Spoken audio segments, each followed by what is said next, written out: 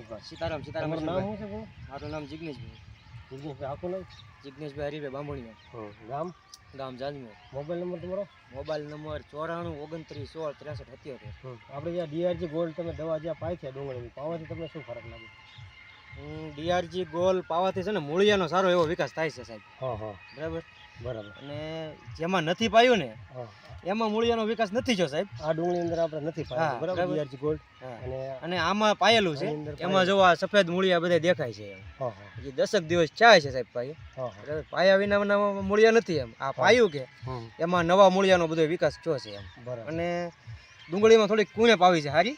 હા આ ઓલી તેથી તમે આવ્યા તેથી દેખાતું નહોતું જોયું ને લીલી નહોતી દેખાતી. પછી એવું છે. અને અત્યારે આ થોડી આ લીલી દેખાય છે. જે નવી કુપળ આવી ને હા એ બધી જોવો ને પોપટી કલરની દેખાય છે એમ. શરૂઆતમાં નહોતી દેખાતી.